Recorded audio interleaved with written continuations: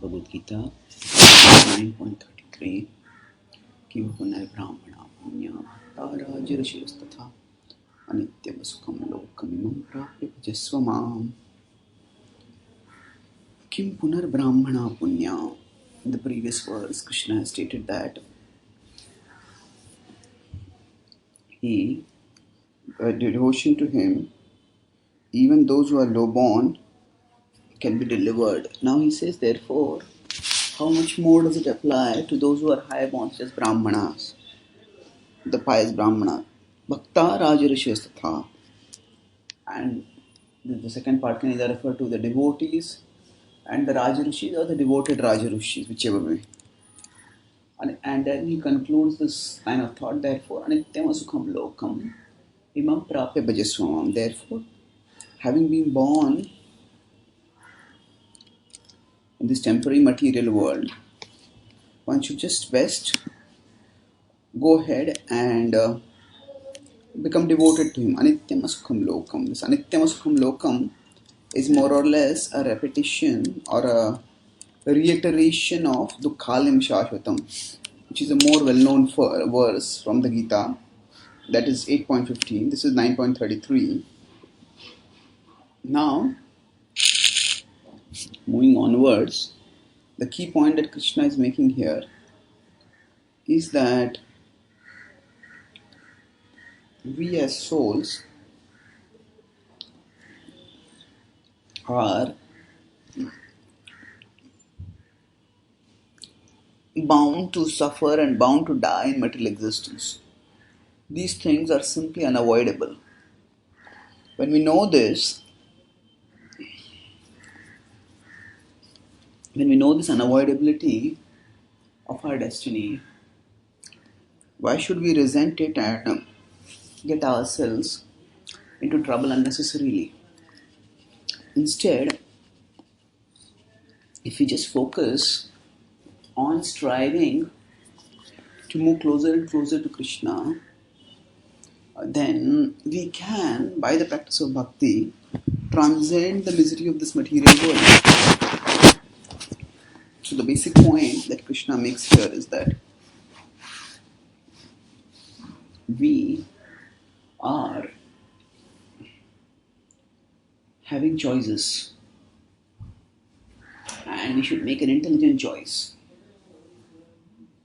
When a person is sick, at that time the person is ready to take a treatment no matter how difficult the treatment may be, because the alternative is to stay miserable.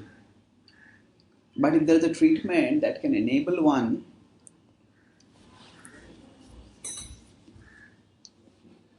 to actually become cured, and the treatment is much more practical, it's highly probable, highly feasible. If the treatment has worked in other cases, in the cases where people have been sicker, then that's all the more reason for taking the treatment. So similarly, the point of the verse is that the previous verse has stated that even the low born can be elevated.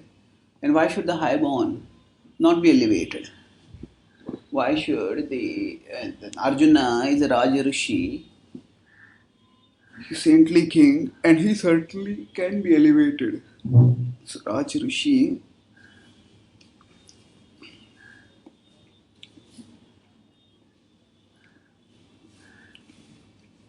here Krishna is speaking, and he is telling that the essential point of the verse, and indeed the essential point of this 9th chapter of the Gita, is a consistent and unequivocal glorification of the path of bhakti as compared to various other paths. Primarily in this chapter, of course, the comparison of bhakti has been with karmakand, with the worship of the devtas. But indirectly, there has also been a comparison with impersonalism, which has been talked about in 9.11 and 12. And here, Krishna speaks that anityam asukham lokam imam prapya bhajasva mam. So now it's interesting that Sat Chit Ananda is the characteristic of the soul. The defining characteristics of the soul, Sat Chit Ananda. And Anitya is actually the opposite of Sat. And Asukha is the opposite of Ananda. Thus, we could say that the nature of material existence is opposite to the nature of the soul. To the extent we recognize this difference in nature, to the extent we address this difference in nature by recognizing the incompatibility of material existence with our spiritual nature, to that extent we have hope of moving towards lasting happiness.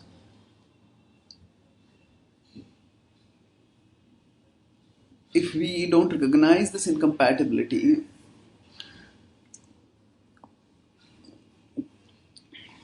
if a person has fallen in water, now if the person tries to find stability and peace in the water, that is not going to work. The water is going to be unstable and restless. The waves are going to come, and sometimes there may be lesser waves, but often there may be huge waves also.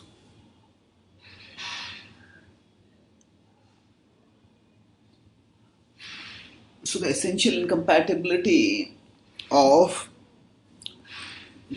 human life with water has to be recognized, and thereby the human being has to be situated on somewhere other than the water. Similarly, the essential incompatibility of the soul with Krishna, with the material world needs to be recognized.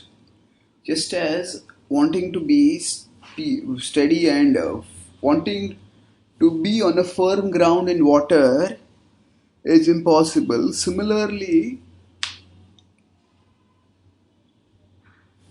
wanting to have a lasting and joyful life in material existence is impossible. This, of course, does not mean that we expect problems and we borrow problems and we bury ourselves in problems. Certainly, by our negative attitude and by our inconsiderate choices, we can make life more miserable than it needs to be. So, that of course the scripture guides us to avoid that. And accepting God's guidance is also an important part of living intelligently and productively in this material existence. But in the final analysis, just as if a person in an ocean is indiscreet, that person may well end up in the water far more in stormy areas in the ocean, in the water body, and getting far more buffeted and troubled than what is necessary.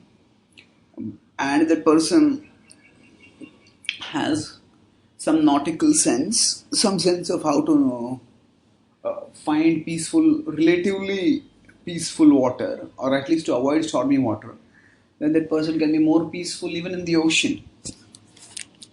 So similarly, we can in this material world also be peaceful by living according to the principles of dharma, by acting according to our nature, and by avoiding unnecessary passions that create turbulence in our life. But all said and done, just as the peace can be found not in the water but outside the water on land, similarly as souls who are at our core spiritual, we can find peace and stability at the spiritual level of reality, and that is what we should strive for. That is what Krishna is urging us to do in this verse by telling us that Anityam Sukham Lokam Imam Prapya Bhajasvama. And finally states that that if you are understanding this basic point, that actually you are at your core spiritual, that, and not only that,